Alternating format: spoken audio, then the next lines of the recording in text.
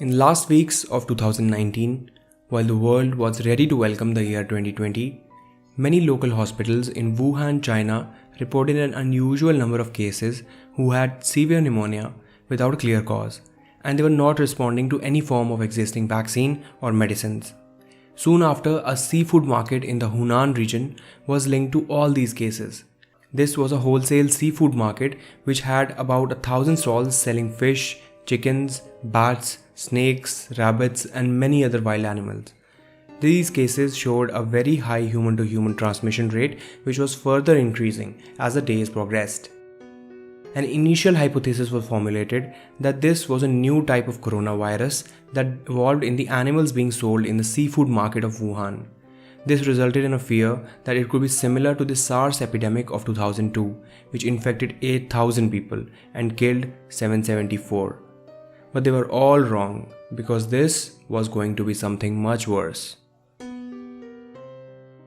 By early January 2020, about 59 suspected cases were picked up from all local hospitals in Wuhan and isolated in the Jinyandan Hospital of Wuhan.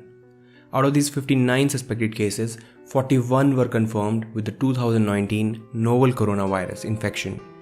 Their isolation was too late, and before they were isolated, these cases had infected hundreds of others that eventually infected thousands and thus starting the 2019 novel coronavirus epidemic. What started as a localized epidemic in the central China quickly spread to involve all other Chinese provinces in a matter of few weeks. This spread was escalated by the Chinese New Year and thousands of tourists out of their home.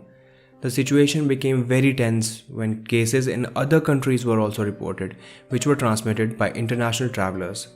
The first cases were reported from Vietnam, and soon after, several new cases were reported from Germany, Thailand, Japan, Australia, United States, Russia, and a dozen of new countries, leading to a global panic situation.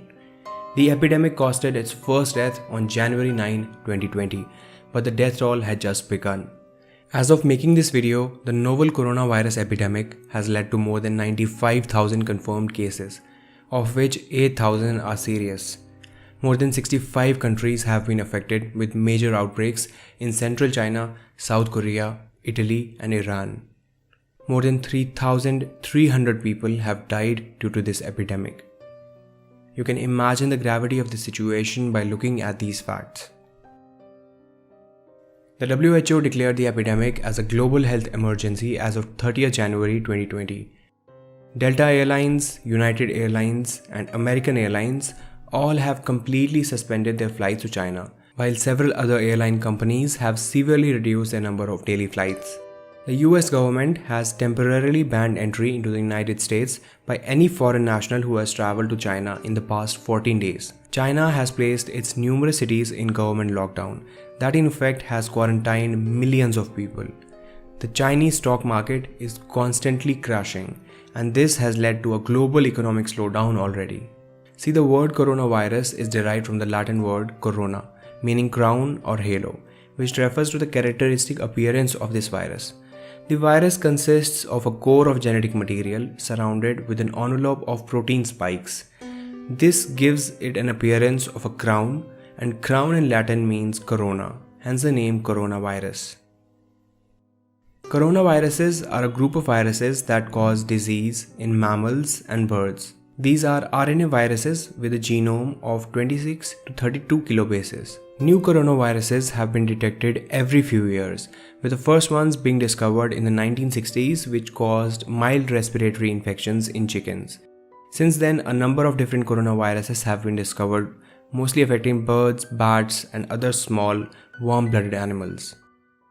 These viruses often get mutated in the animals they circulate, and due to the close contact of humans with these animals, these viruses can jump from the animal to the human to start a new disease. Many coronaviruses have already infected humans, including the SARS coronavirus, which led to the SARS epidemic in 2003, the MERS coronavirus, and the human coronavirus NL63. The latest addition to these names is the novel coronavirus, informally known as the Wuhan coronavirus.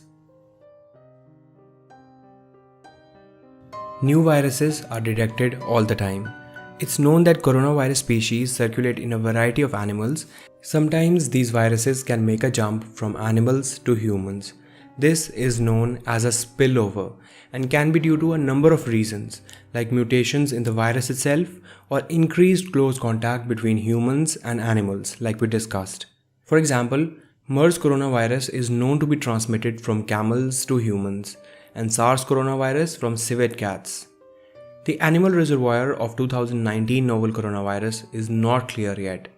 Many of the early coronavirus cases were linked to the South China seafood wholesale market in Wuhan, but the earliest documented case, which has been traced back to 1st December, had no connection to the market, surprisingly. How this virus spreads from one person to another is not completely understood yet. But we know that the most common way it has been spreading is through droplet infection. It is when a person who is infected coughs or sneezes and releases viral particles that remain suspended in the air and are picked up by another person. It is also transmitted through things that our infected person has been closely in contact with, like used towels, clothes, switches, keys, and door handles. Those who are at the highest risk are people who are in close contact with animals, like animal market workers, and those who are taking care of infected, like family members, doctors, or nurses. The WHO has coined the term 2019 novel coronavirus acute respiratory disease to describe the disease caused by this virus, indicating that most of the symptoms of the disease are related to the respiratory system. Now, from what we know is that there can be a number of symptoms ranging from mild to severe. The mild cases can present with fever, cough, shortness of breath, and the severe ones can lead to pneumonia, kidney failure, and death. The most widely used test to detect the coronavirus infection is the PCR, or the polymerase chain reaction. This test detects the minute quantities of genetic material of the virus and amplifies it so it can be studied easily. You can watch the video about PCR on our channel to know more about this. Links in the description bar down below. There is currently no vaccine to prevent the 2019 novel coronavirus infection. The best way to prevent infection is to avoid being exposed to this virus.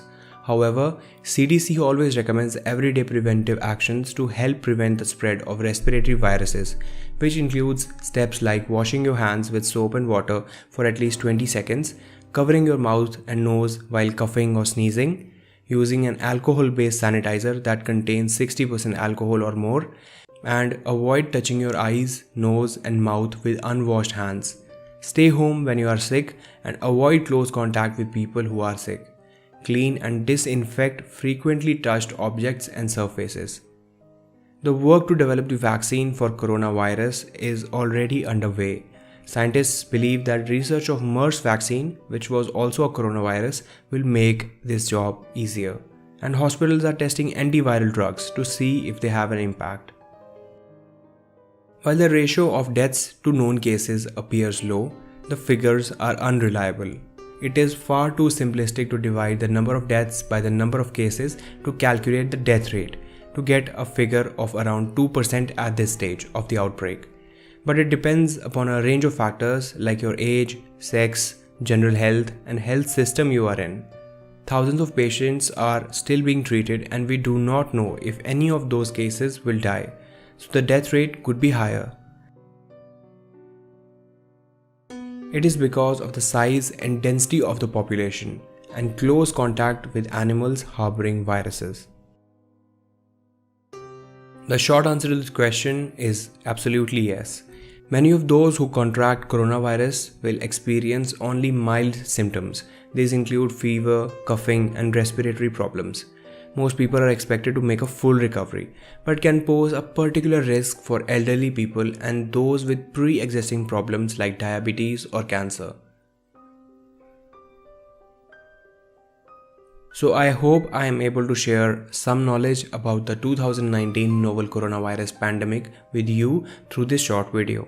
If you like the video, make sure to hit the like button below. You can also help us make more videos like this by supporting our channel on patreon.com or joining our YouTube channel by clicking the join button below. I'll be highly thankful.